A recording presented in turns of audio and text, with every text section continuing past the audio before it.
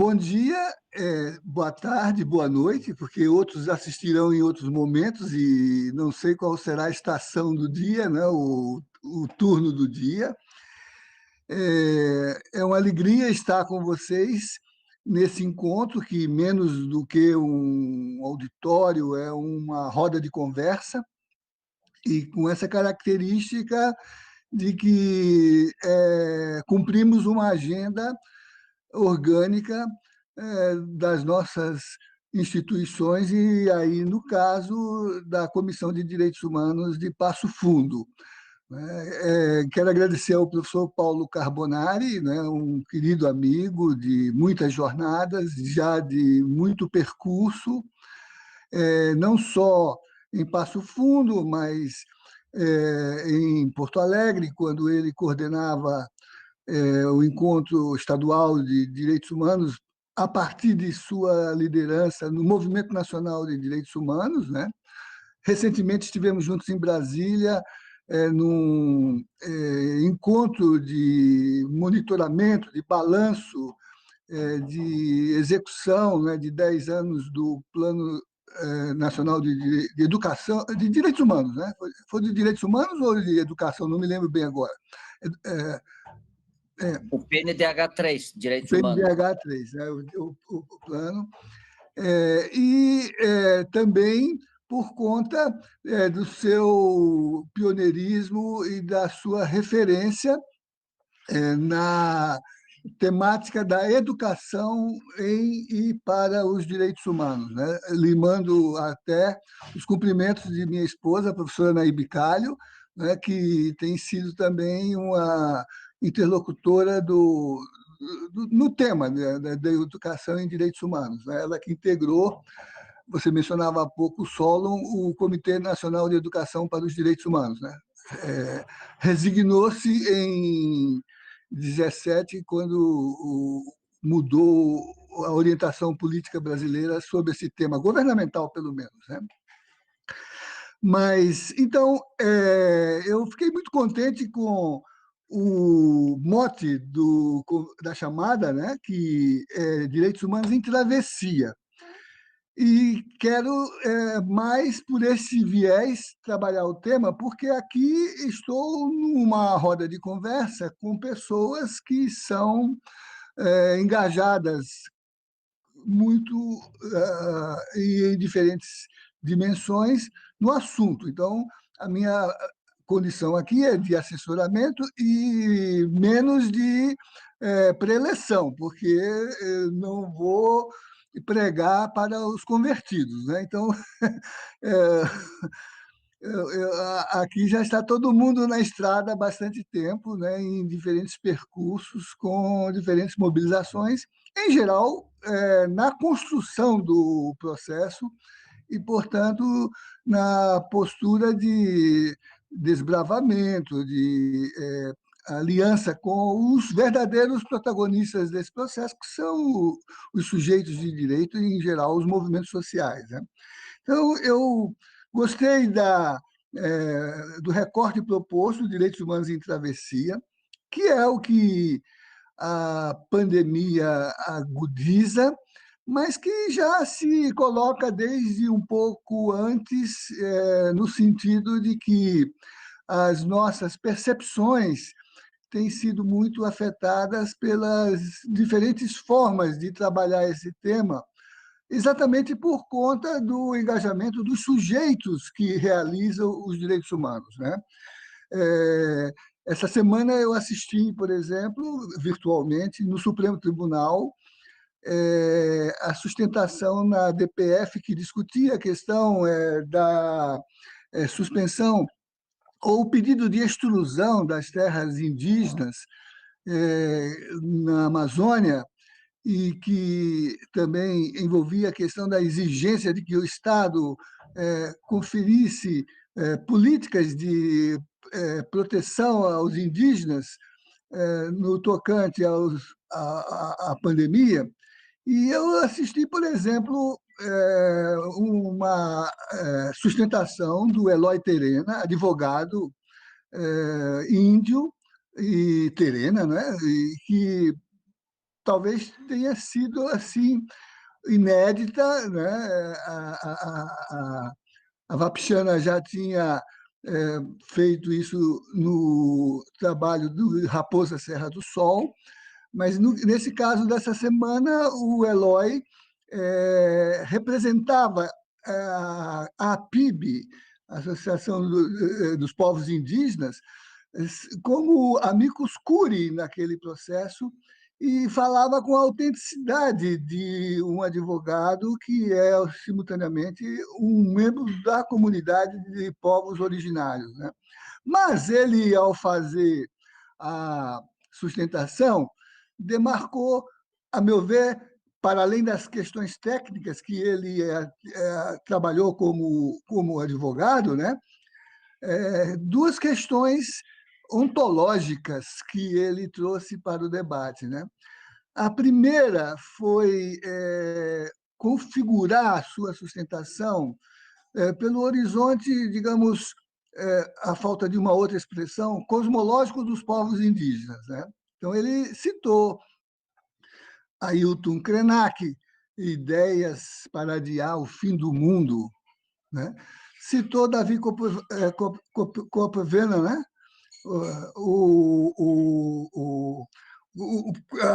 Com o tema do céu que está caindo sobre nossas cabeças, né? Ambos, o Davi e o Ailton, inserindo na discussão a questão dramática de que precisamos considerar a sério uma reflexão sobre o sentido de humanidade, né? Ailton Krenak chega a dizer assim, de que humanidade estamos falando, né? De que humanidade, né? E acho que na travessia o tema da humanidade mais do que nunca se coloca como uma exigência de reflexão para todos nós, né? E no caso de Eloy, na defesa, ao se referir a esses pensadores, a esses sábios de sua da extração de seus povos, das suas tradições, né? Fazia de modo dramático no sentido de nos interpelar, porque eles têm uma perspectiva muito bem definida da humanidade que eles constituem, que é uma humanidade plena que integra homem, mulher e natureza, né? Que tem uma totalidade que configura uma mediação em que a vida é o eixo, a vida plena, a vida decente, o viver bem, viver um com o outro, viver em comunhão com a natureza, é a sua principal expressão. Mas na sustentação, o Eloy colocava uma outra questão, é que, do ponto de vista do contexto em que a gente vive, local e global, o humano ainda é um problema. A gente fala de direitos humanos, mas a gente tem contextos bastante problemáticos para a articulação dessas duas expressões que formam a locução direitos humanos, porque, de fato, a gente não sabe muito bem o que é direito, nem sabe muito bem o que é humano. O Eloy dizia, aqui eu tenho que primeiro reivindicar para os senhores que têm um olhar sobre as nossas expectativas, que façam a leitura reflexiva e autocrítica da consideração que o social tem sobre a sobrevivência indígena, porque, para muitos, a condição humana do indígena não está estabelecida, não está definida. Nós somos, para muitos, sub-humanos ou não humanos. Basta ver que, no início do ano, no final do ano, na abertura das Nações Unidas, da Assembleia Nacional das Nações Unidas, o dirigente brasileiro ali presente se referiu aos indígenas como subcivilizados, sub-humanos, a ponto de merecer uma reprimenda veemente do cacique Raoni, né? E nessa conversa de hoje eu queria dedicar nosso encontro O luto do cacique Aritana, que morreu essa semana, também vítima da Covid, né? Uma liderança que foi celebrada agora, na sua memória, pela imprensa mundial, mas não tem uma linha de primeira página de nenhum jornal brasileiro, né? Então, essa questão do humano não está dada. O humano não é uma dimensão, vamos dizer assim, que represente uma convenção entre nós ou um consenso entre nós. Se não nos perguntam o que é o humano, a gente sabe, mas se perguntam, a gente não sabe, não. Né? E não é uma questão trivial, como nós recordamos, pelo menos a partir dos livros de história, no empreendimento da conquista, né, que envolveu, por exemplo, lá no século XVI, configurar o protocolo de convivência entre o colonizador e os povos autóctones, foi preciso definir se havia consenso sobre a condição de humanidade dos indígenas. O debate de Valladolid, de 1537, 2 anos com a suspensão do empreendimento da conquista, enquanto não se definisse essa questão, para decidir se índio era gente ou não.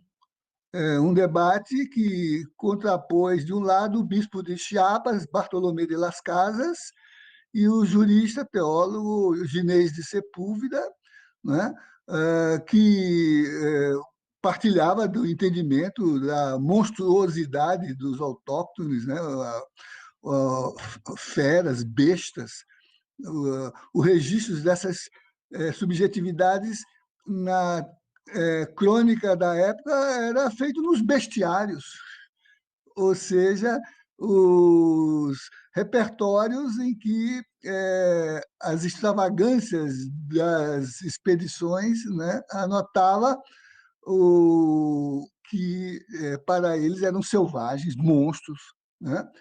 E no debate, aparentemente, de Las Casas foi vitorioso na sua tese, né? Levando o Papa Paulo III, em 1537, a editar a bula, etc., na qual ele estabelece que os índios são nossos irmãos, gente como nós, têm alma e podem aceder a seus bens e aos sacramentos, ou seja, desde que se cristianizem, né? Então, o humano está dado aí, mas não é uma referência, né?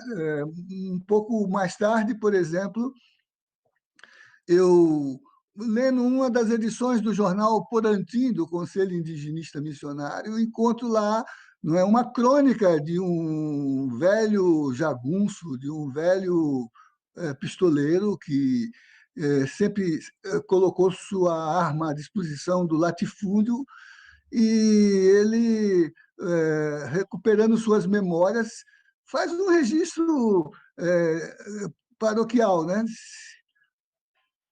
Atirei nele, ele dizia, no índio, né? Quando cheguei perto, vi que chorava. Parecia gente.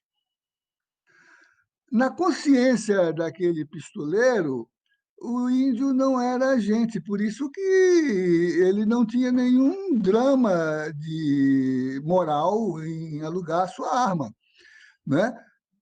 Claro que, se ele soubesse que era gente, ele não ia guardar a arma, ele ia cobrar mais, mas não estava apaziguado. Mas aquela inconsciência dele é diferente da nossa. Há 15 anos aqui em Brasília, jovens de classe média tocaram fogo num pataxó, aí da sua região, Clóvis, sul da Bahia, né? E quando interpelados, né, eles pediram desculpas, não sabiam que era um índio, eles pensaram que era um mendigo. Então, por isso, a indiferença tocar o outro, né? A mesma coisa que o pistoleiro que matou o padre Josimo Tavares, né? Padre da teologia da libertação negro, né? Engajado na defesa pastoral de camponeses de sem terras, né? Assassinado a Imperatriz no Maranhão, né? Quando o pistoleiro foi preso, às vezes eles são presos, né? Ele disse, mas por que me prendem? Eu não matei um padre, eu matei um comunista. Quer dizer, comunista pode, não é gente. Tanto que, durante a Lei de Segurança do Estado Novo, para subtrair Luiz Carlos Prestes das torturas de Filinto Miller, que levou depois o jornalista Davi Nasser a escrever um livro, Falta Alguém em Nuremberg, se referindo à polícia política de Getúlio e Filinto Miller, né? Sobral Pinto teve que invocar para superar as torturas que se faziam a Prestes e a Berger. Berger ficou louco em função desses maus tratos. Prestes foi para o comício de Getúlio no queremismo depois. Mas o Sobral Pinto invocou a lei de proteção aos animais, né? Para poder salvaguardar a violência contra o corpo de um comunista, não havia Constituição, no máximo a lei de proteção aos animais, por analogia, não é isso? Por analogia. Vamos considerá-los como pessoas animais, já que não o reconhecemos como pessoas humanas, né? Então, veja que o humano é um dado problemático, né? Mesmo entre nós, com as nossas convicções mais esclarecidas, iluminadas, se consultarmos a Suma Teológica de Tomás de Aquino, vamos ver lá que, digamos, em benefício do doutor Angélico, que ele argumentasse pelo absurdo, que era o seu método, né? Supomos que, por absurdo, a mulher não tem alma. Está lá dito, a mulher não tem alma. Ele escreve isso. Supomos que, por absurdo, no seu método de pensar, né? Então, o que é a mulher? Definição que ele dá: vaso de concupiscência. Ontem celebramos 10 anos, ou não sei quantos anos, da Lei Maria da Penha, né? Está aí ainda, né? Essa coisificação da mulher transformada num corpo que até a lei civil preservou, pelo menos até a Constituição, quando uma das causas de separação era o não cumprimento do débito conjugal. O que é o débito conjugal? Conceder ou não conceder o próprio corpo, legalizar o estupro, né? O estupro doméstico, né? Que o social sempre foi uma característica do empreendimento colonial no nosso país, né? A nossa democracia racial é o estupro generalizado, né? Então, o humano é um dado em travessia, é um dado em construção. O filósofo Hegel dizia que nós não nascemos pessoas humanas, nós nos tornamos humanos, né? O humano não é uma derivada da condicionante biológica, é uma experiência na história. Nós não nascemos homens, ele dizia, nós nos tornamos homens. Depois, Simone de Beauvoir, hegelianamente, vai dizer, nós não nascemos mulheres, nós nos tornamos mulheres. Estou vendo entrar a professora Lília Simone, cumprimentos à professora Lília Simone, que é aqui do Programa de Direitos Humanos da UNB, né? Mas é a juíza diretora da Escola de Formação da Magistratura do Distrito Federal também. Bem-vinda, Lília, que bom que está aqui nesse sábado friozinho, né?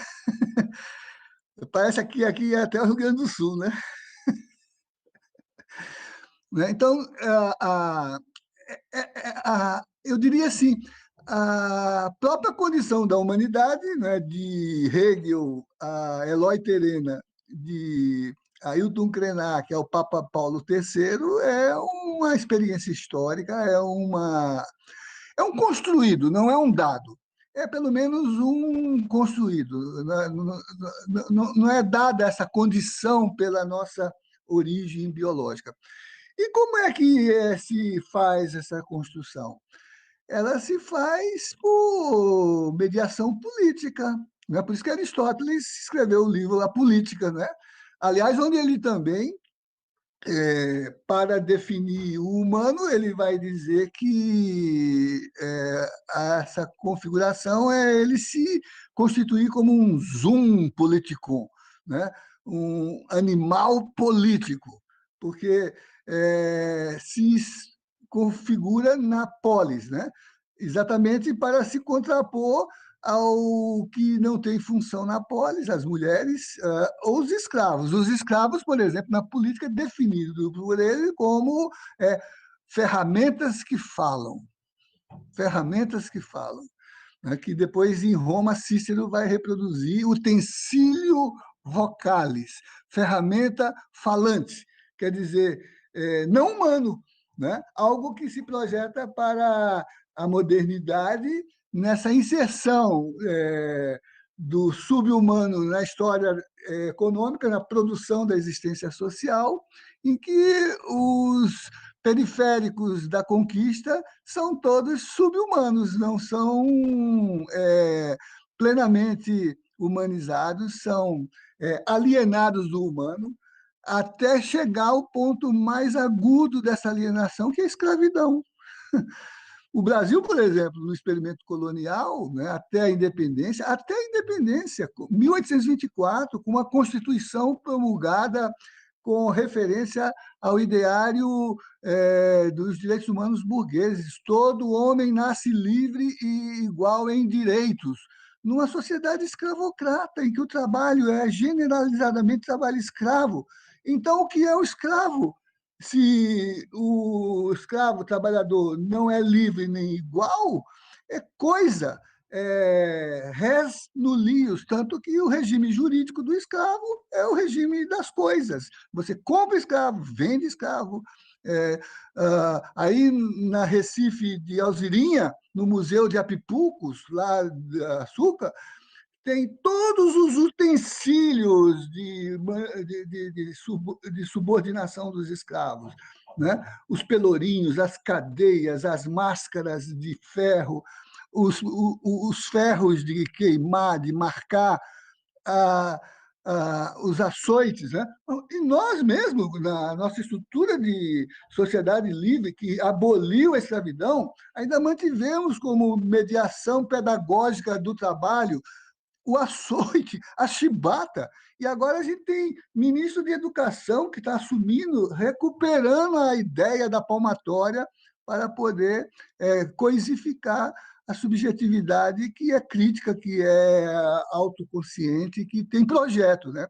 Então, esse é um ponto que eu gostaria de fixar. Né? Quer dizer, enquanto comunidade de sentidos, comissão de direitos humanos, cotidianamente a gente tem que fazer o exercício entre nós do que nós realmente compreendemos para além do senso comum, das pré-compreensões daquilo que é ou no que é humano. Né? Então, se não nos perguntam, a gente sabe o que é, mas quando a gente é colocado diante da condição da nossa convivência, a partir dos nossos modelos civilizatórios, das nossas pré-compreensões sobre a nossa condição de existência social, será que sabemos mesmo do que estamos falando, mesmo entre nós, aqueles que estão nos mais qualificados conjuntos, né? Os comissionados das comissões de direitos humanos, os juízes lá na sua judicatura, não é isso? E, sobretudo, no contexto dramático de uma sociedade em exercício decolonial, né, que, por conta da herança desta origem, ela se apresenta no cenário da contemporaneidade pela mediação das exclusões. A de classe, por conta da tradição da escravidão, a de gênero, por conta do patriarcalismo e da recusa de reconhecimento da dignidade protagonista da mulher, e a de gênero, porque é uma sociedade de homens brancos, proprietários, católicos, né? Ou pelo menos até a Constituição de 1824, depois cristãos. Não é isso? Se a gente pensar que, por isso mesmo, a primeira Constituição foi chamada de Constituição da Mandioca, né?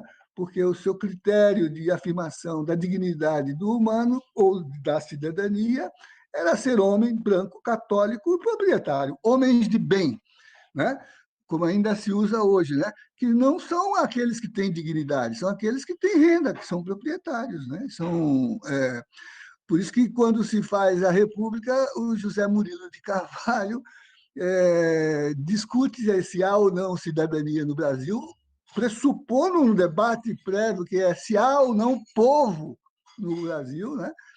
E denomina esse livro de Os Bestializados, né? Claro que juntando a dupla significação, né? A estupefação, assistiu-se à República sem se ter consciência do que estava acontecendo, mas são sub-humanos que estão fora do contexto de reconhecimento de direito do contrato social. Estão na zona pouco civilizada da convivência. Estão fora da dignidade do humano, né? Então, se o humano não é um dado, é um construído, os direitos humanos são a representação realizadora da construção da humanidade, da construção do humano, da travessia, do processo de travessia em que vivemos, né? E daquilo que, nesse processo, represente o movimento de percurso. Por isso que é muito relevante que se pense que o protagonismo que realiza os direitos humanos é o protagonismo do movimento, dos movimentos sociais, né? da mobilização do social em torno da sua a condição de realização, né? E aí eu penso que os direitos humanos devem ser avaliados nessa travessia fora do contexto daquilo que represente as nossas ideologizações, as nossas representações hipostasiadas, sublimadas, mas no mergulho da correspondência entre os discursos que a gente realiza sobre esse processo e a realidade que constitui esses discursos, né? Por isso que eu digo que os direitos humanos não são as declarações de direitos humanos, não são os monumentos, não é isso?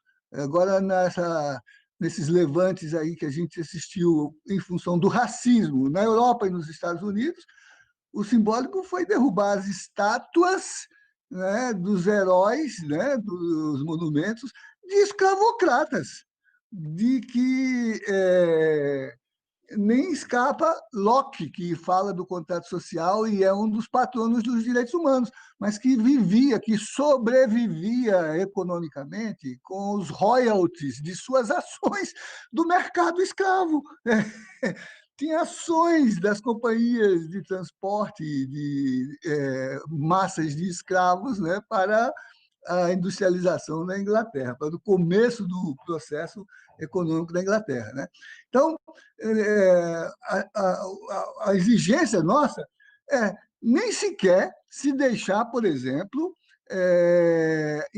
iludir pelas ideias, né, de Locke ou de qualquer outro autor de direitos humanos, né, de teoria de direitos humanos, mas dialogar, né, com os sujeitos propriamente ditos e com os seus interlocutores, que podem ser as expressões da intelectualidade militante, nós, os acadêmicos, os mediadores das comissões de direitos humanos, mas num diálogo em que a gente extraia de nossos discursos, das nossas ideias, aquele lastro de pré-compreensões que, da língua, da semântica até os conceitos, vêm permeados por essas ideologias, né?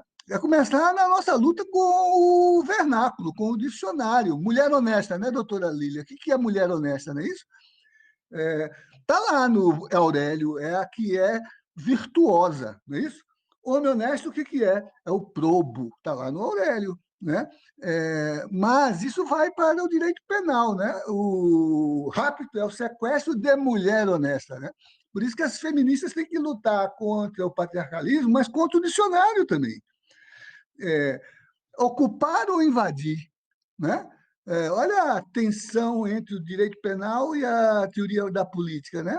A semantização com o deslocamento do vernáculo descriminaliza, porque invadir é o núcleo do tipo esbulho possessório. Ocupar é a politização do acesso à terra e ao território. Olha a tensão dramática que tem que ser travada, né? Então, o nosso trabalho é desentrañar no campo teórico e no campo político essas pré-compreensões e fazer a travessia.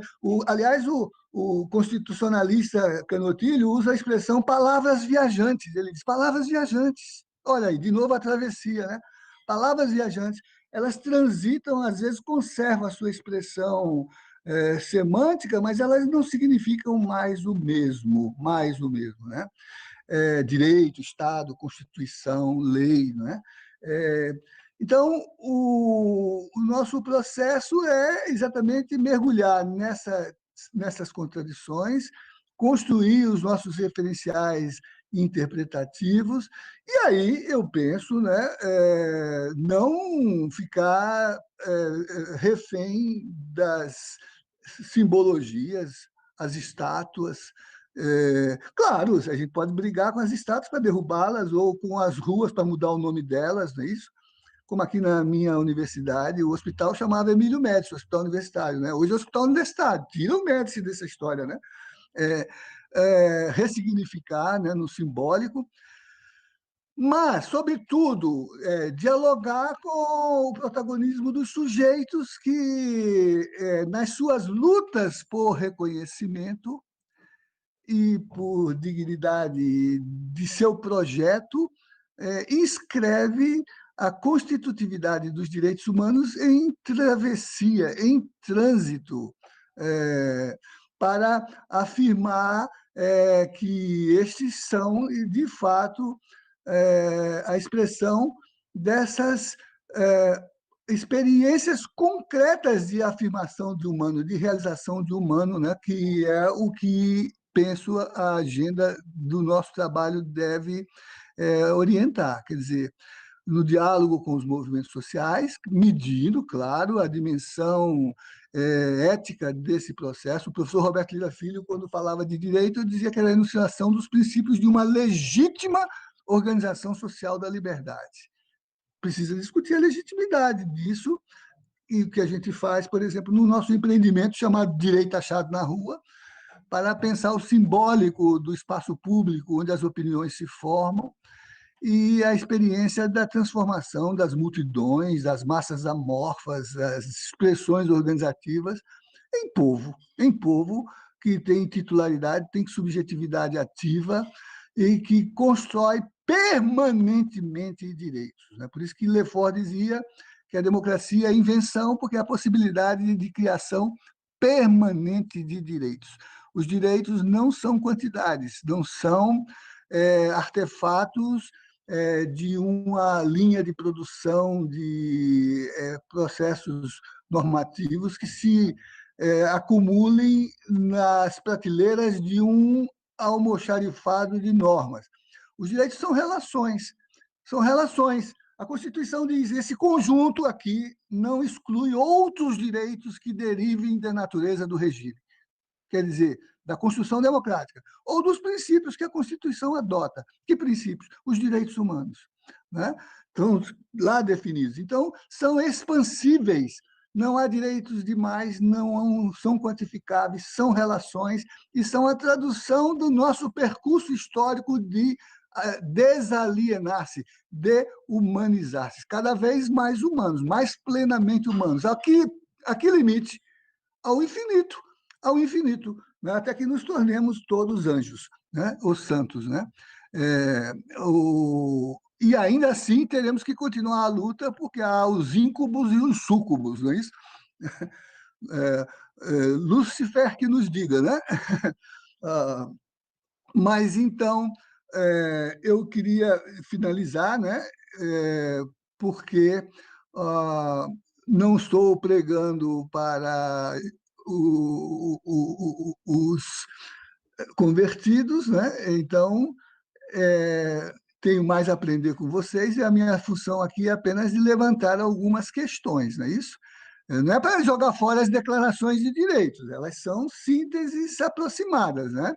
Mas elas não traduzem porque elas são cristalizações. No momento em que elas surgem, elas já estão morrendo. E elas não esgotam esse potencial, essa travessia, né? Como, já que a Alzirinha está aqui, como diria Amós, eu quero ver a justiça jorrar como fonte que não cessa nunca e o direito se realizar a partir deste jorro contínuo, né? Ele não ficou lá atrás. Eu estou falando isso em homenagem à Alzirinha, nossa teóloga aqui, né? É, Alzirinha é o nome dela, né? Não é a abreviatura, não, viu? É porque a mãe dela é Alzira. Muito bem. Está bem assim, professor Paulo Carbonari? Muito bem, professor. Muito obrigado. Acho que trouxeste aí muitos elementos importantes para a gente compreender e, ao mesmo tempo, nos provocar para reflexão e para o diálogo e para essa travessia para a qual o grande Guimarães Rosa, que nos inspira, dizia que o que a gente precisa é de coragem, né, para defender a vida, para defender os direitos humanos, e nesse sentido, como ele dizia, é preciso ser alegre no meio da alegria e ainda mais alegre no meio da tristeza. Então, o que você nos traz são elementos para que a gente se alegre, ainda que nessa contradição toda, no meio de toda essa tristeza. Então, muito obrigado. Eu passo agora, então, para quem quiser fazer intervenções, por favor, só se inscreva no chat, que aí a gente pede que quem for, eu vou chamando aqui, e aí libera o microfone para a fala. Então, por favor, quem quiser, temos um tempo ainda, temos uns 10 minutos para questões, depois um tempinho para o professor concluir, já que ele também precisa sair às 10h45. Então, é só mudar o canal, que a gente sai agora de uma live para outra. Para outra, exatamente. Eu estava dizendo que essas épocas aqui fazem a gente superar uma lei da física e permitem que a gente ocupe 2 lugares ao mesmo tempo. Então, dá para pôr. Estou vendo entrar aí o Paulo Renan. O Paulo Renan coordena um projeto aqui chamado Direito Achado na Rede. Quer dizer, a rede é essa rede nossa aqui de comunicação, né? Ele está inscrito, pode falar. Samira Naspolini, Samira é da área de educação em ensino jurídico. Muito bem, está inscrito o Paulo Renan, então, por favor, Paulo, pode abrir. Eita. Olha só, bom dia, né, primeiramente, e queria... Bom, não vou deitar na rede, porque essa semana aí deu um problema danado, o advogado lá que foi falar na rede, o pessoal ficou bravo com ele, viu? Ele levou o pé da letra, né?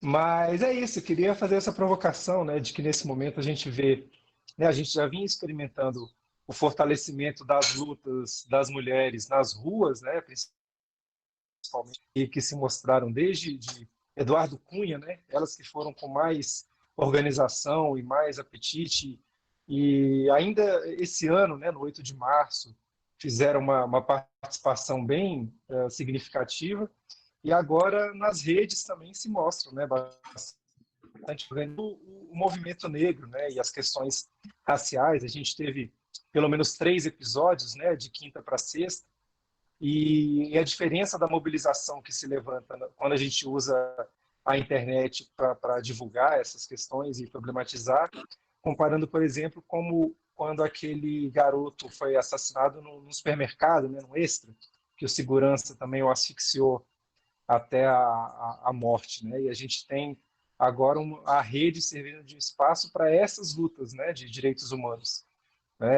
Aí a brincadeira que eu fiz há 10 anos, acho que ainda não alcancei a maturidade teórica no tema, mas a fagulha, a percepção tá por aí, tá rondando.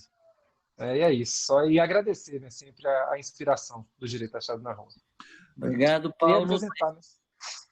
Sou Paulo Renan, professor. Fui graduado na UNB, fiz mestrado na UNB, agora sou professor aqui no ICEUG, pesquisando aí Direito Achado na Rede. É isso, obrigado, gente. Boa manhã. Obrigado, Paulo. Está inscrito Edson, quem quiser, por favor, vai se inscrevendo aí. Edson. É o Conselho Estadual? Não, comissão. Hã? Comissão. Bom dia. Ó, deixa eu perguntar a ele. Ontem ele falou para mim que Pode falar, passando. Edson. Então, falando aqui diretamente do pré-assentamento popular, Ana Ferreira e Pamela Goiás, eu fiquei satisfeito, agradecido aí à professora Nilva, que convidou a nós para poder participar. E é muito rico esse momento, essa fala, e dialoga muito com a nossa realidade aqui. Aqui nós participamos do Observatório de Direitos Humanos, com a Universidade Federal em Catalão, com o professor Luiz Carvalho, e nós procuramos construir aqui uma rede de resistência e de solidariedade, porque a qualquer momento pode ter uma decisão desfavorável a nós, e nós precisamos contar com essa rede nacional para fazer pressão nos dois sentidos, a pressão física na resistência aqui na área, mas, ao mesmo tempo, interligando os parceiros, né, das universidades pelo país afora, para que, né, em caso de acontecer isso, conseguir falar imediatamente com as comissões de direitos humanos do Congresso, da OAB, da Igreja, no sentido de intensificar o pedido de clemência, de socorro, para que seja revogado, né? Aqui nós conseguimos suspender uma liminar de despejo, porque nós temos advogado muito bons, advogado popular, que é fruto da própria organização da sociedade, curso que sofreu retaliação, né, por esse governo golpista aí, né, um curso que a gente tinha aqui em Goiás Velho. Ou seja, com esses advogados a gente conseguiu suspender o processo e ele está lá na instância do STJ, mas a qualquer dia, né, ele vai ser julgado, e aqui no primeiro momento nós perdemos de 4-1, só o relator no TRF4 votou com nós. Então é claro que a gente tá com as orelhas em pé, né? Porque se for num efeito cascata, por exemplo, a tendência do juiz é de seguir o parecer. E eu quero dizer que por que nós estamos querendo ser despejados? Não foi os donos da terra que pediu para suspender o assentamento, foi um fazendeiro, um latifundiário vizinho que comprou um pedacinho dessa terra e ele não quis, ou ele não quer que a área seja assentamento. Ele que entrou contra o assentamento, pedindo para suspender o decreto. Qual a alegação que o José bem colocou aí, professor? É porque a terra foi ocupada. E aí tem a maldita lei do FHC lá, do PSDB, dos tucanos, que colocou essa lei que terra, né, que é ocupada, ela não pode ser objeto de reforma agrária. Então, eles pegou exatamente sobre isso para dizer que essa área não pode ser assentamento de famílias. Então, hoje aqui tem 45 famílias. Nós já fez um assentamento popular, que nós pegou o mapa imaginário e distribuímos as famílias com o apoio da Universidade Federal. E nós já estamos no assentamento popular, porque as famílias estão esparramadas. Então, eu concluo aqui dizendo que foi muito bom, oportuno, e reitero aqui a nossa rede de solidariedade com vocês, junto com o nosso Observatório de Direitos Humanos aqui de Goiás. Muito obrigado aí. Maravilha, Edson. Estamos juntos. Que bom que você está aí acompanhando desde a ocupação aí. Clóvis está inscrito, depois o Igor. Por favor, Clóvis. Bom dia a todos, bom dia a todas. Eu sou Clóvis Araújo, professor do curso de Direito da UNEB, aqui na Bahia, Universidade do Estado da Bahia, e também doutorando, mestre em Direito na UNB, com a orientação do professor José Geraldo, lá no período de 2003, 2005, num período de efervescência dos conflitos do campo. Então, fico impressionado, inclusive, com o depoimento do colega que agora acaba de falar. porque o meu mestrado foi feito justamente a partir dos acampamentos do Sem Terra aqui na Bahia.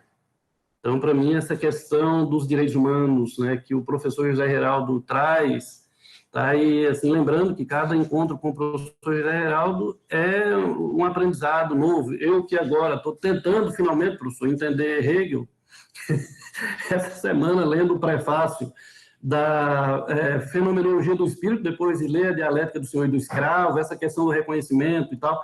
Então, assim, eu estou, a cada encontro que tenho, fico enchendo, desculpa aí o termo, né, enchendo o saco dos colegas, das colegas, tentando compreender a atualidade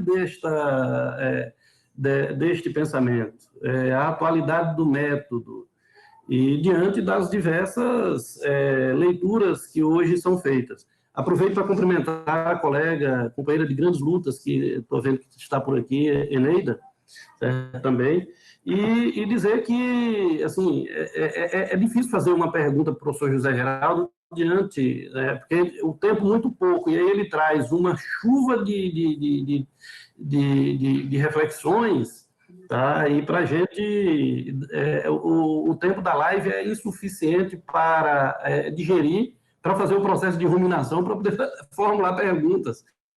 Daí é mais um momento para mim de chegar e dizer que é um prazer muito grande, agradecer pela oportunidade de mais uma vez estar num debate deste nível, né, com colegas de várias instituições que eu estou vendo que entraram aqui, e dizer que eu estou agora nessa volta à universidade, agora na condição em geografia, para tentar entender a questão agrária aqui na Bahia, sobretudo na região oeste, uma região de fronteira, uma região de grandes violências do latifúndio, através do agronegócio, da monocultura, sobretudo da soja, e que está expulsando as comunidades tradicionais e matando o cerrado. Então é isso, eu sei que o tempo está limitado, era só esse comentário que eu gostaria de fazer. Gostaria de fazer muito mais, mas... Só uma observação em relação ao Clóvis, ele coordena a turma especial de assentados da Reforma Agrária, a turma de área de direito do Pronera, que instalou nas universidades a qualificação de camponeses assentados no sistema universitário, sobretudo em direito, né? Ele coordena uma das turmas. Obrigado, Clóvis. Vai lá, Igor. Desculpa, está me ouvindo certinho? Sim, pode falar. Bom dia, primeiramente, professor José Geraldo, dizer da minha admiração, que não é de hoje, pela sua figura, e na pessoa dele cumprimentar todos e todas as demais presentes, fazer uma pergunta relativamente objetiva, mas que para mim é muito cara, a respeito do ensino jurídico nos dias de hoje. Eu sou professor aqui da Faculdade de Direito da IMED, de Passo Fundo, conterrâneo, professor Paulo, e hoje em dia nós vemos um ensino, um estudo do direito cada vez mais focado em índices, em OAB, em ENAD, enfim, em circunstâncias que o mercado acaba, por vezes, exigindo das instituições. E a minha pergunta vai...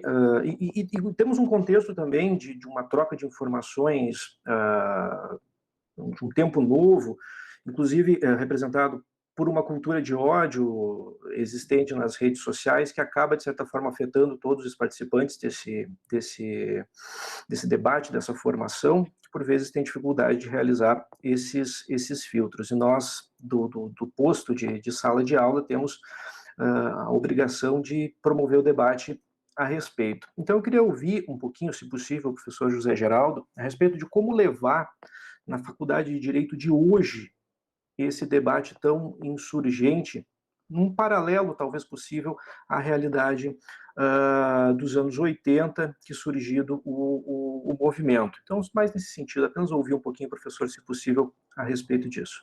Obrigado. Obrigado, Igor. Então, não tem mais inscritos, já são 10h30, então a gente quer já passar para o professor Zé Geraldo para ele fazer considerações sobre os comentários, as perguntas, enfim, e também fazer o seu encerramento. Então, Zé, é contigo. Bem, a minha motivação foi levantar questões, né? Eu acho que mais exigente do que se meter a dar respostas. Acho que a gente tem que trabalhar muito para ver quais são as perguntas que o tempo requer da gente para poder orientar a nossa ação no mundo, né? Nossa ação consciente no mundo. E, então, muitas coisas vão ficar lançadas, mas para a continuidade da nossa efabulação nos nossos contextos, sobretudo quando se trata de uma comissão em que esse é o modo pelo qual o trabalho de intervenção se realiza, né? Que é um pouco o que o Edson Pintor pediu da gente, né, no tocante a uma postura de solidariedade, que é a exigência da dignidade do humano na construção dos direitos, né? Então, muitas questões que foram postas aqui, elas tentam balizar, né, os elementos que são importantes para esse nosso modo de agir e de pensar, né? Por exemplo, o Renan mostrou a importância de, sobretudo agora, durante a pandemia, né? Não perdermos a dimensão de solidariedade que a gente precisa ter, e mais do que nunca os direitos humanos se tornam uma referência para mediar as redes de solidariedade que a gente tem que construir. Essa foi uma coisa importante, né? As redes estavam criando o que o Boaventura de Souza Santos chama de comunidades de solidão, né? Que o Papa critica, falando da militância de sofá, reivindicar uma teologia de solidariedade política, porque ele diz que a política é a dimensão sublime da caridade, né? Mas para uma igreja em saída, que se coloque como função pastoral, de transformar as realidades superando as condições de injustiça. Por isso a teologia dele dos 3 T's, terra, teto, trabalho. E agora, na pandemia, dizendo que é preciso vencer o capitalismo, porque ele descarta o humano, coisifica o sujeito, né? Então ele está pedindo um salário universal, está fazendo o que a condição da produção, inclusive no Brasil com o neoliberalismo, gerou no descarte do social, né? Aqui, inclusive, com uma maneira brutal, cínica, né, de dizer que a pilha de 100 mil mortos não deve impedir a gente de sair por aí buscando se safar da coisa, né? Não pode se safar, tem que responsabilizar um desgoverno que não coordena uma ação de defesa da dignidade das pessoas, né? Então, o Renan mostra como as redes elas podem se tornar comunidades de solidariedade, né? Para que a gente possa, por exemplo, como pediu o Edson, estar atento ao drama dele de Catalão, né? E mobilizar imediatamente as nossas energias globalizadas, né?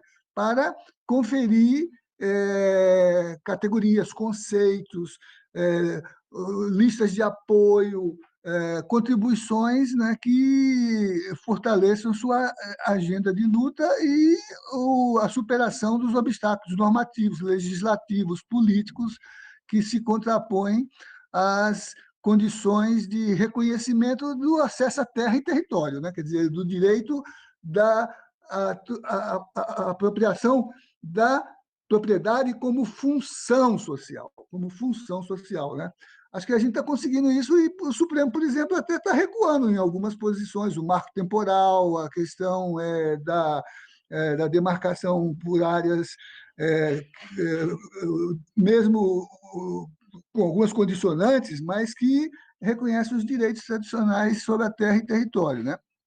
E, bom, as questões são muitas. O Igor, eu fui por 18 anos membro da Comissão de Direitos Humanos, de Ensino Jurídico do Conselho Federal da AB, participei da organização do Provão, de tudo. Eu acho assim que o ensino do direito recebeu grande influxo de problematização e de configuração, vamos dizer assim, de seu exercício para construir o jurídico como realizador de determinados fundamentos que são fundamentos que não se esgotam na sua expressão legislativa, em que a educação seja uma reprodução de códigos, mas seja pensar o direito para além dos códigos, pensar os direitos como dimensão do social que se organiza de forma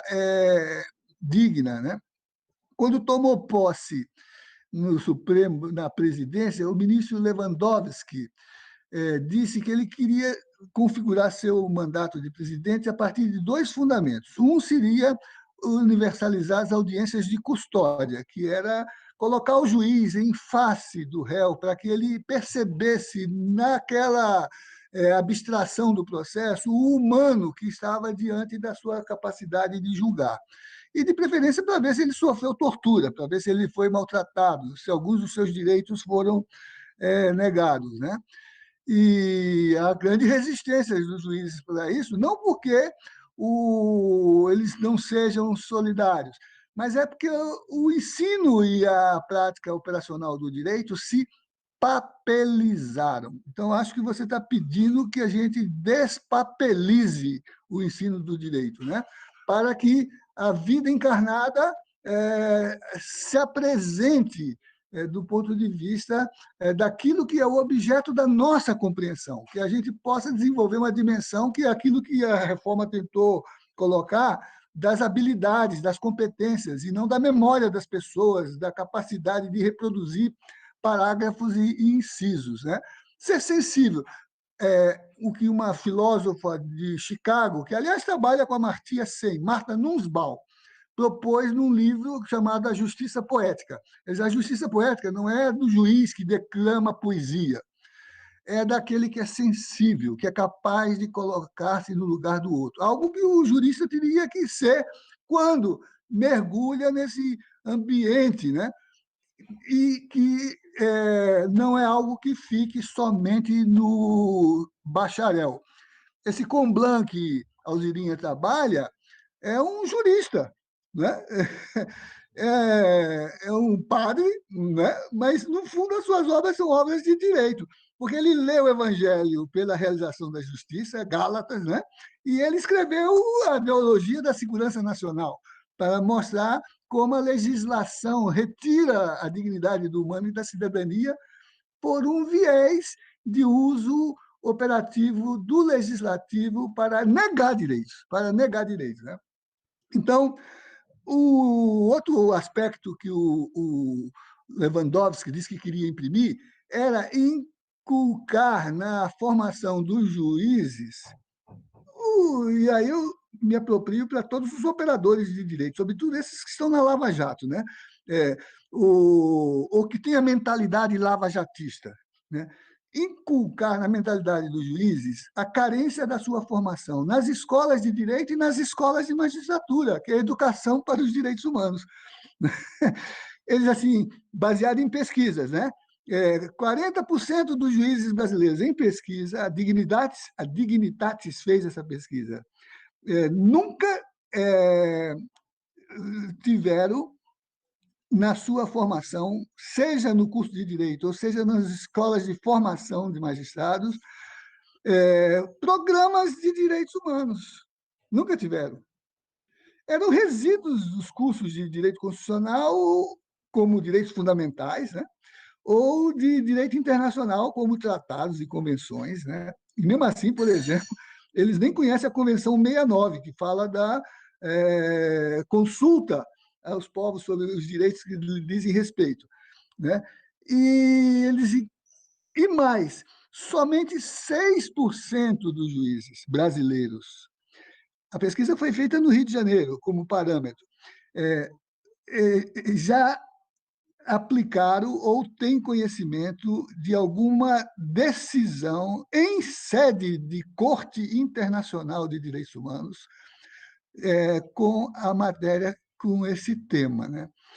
6% não sabem, por isso que eles nem sabem que existe a Convenção 69 ou os tratados, ou que essas normas fazem parte do direito interno, o que levou o juiz-presidente da Corte Interamericana de Direitos Humanos brasileiro, meu colega aqui da UNB, Antônio Augusto Cansado Trindade, a dizer que a maior dificuldade de internalização do direito nacional, das normas de direito internacional de direitos humanos, é o obstáculo do positivismo, que não reconhece direito fora da lei interna e, por conseguinte, não compreende a integração dos sistemas globais de direito, né?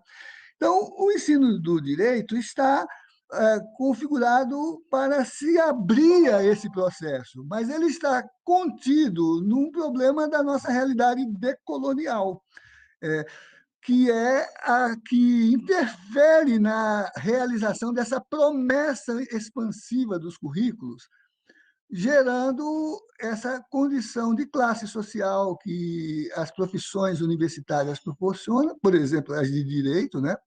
De novo a Lava Jato, essa gente que perde o horizonte de aplicação do direito, mas só valoriza a estratégia de ascensão social, de gordos salários, de capacidade de ter gratificações, poder usar porte de arma e ter carteirinha para entrar no cinema e se expressar como aquele desembargador passeando ali nas praias de Santos para dizer o direito sou eu, não é isso?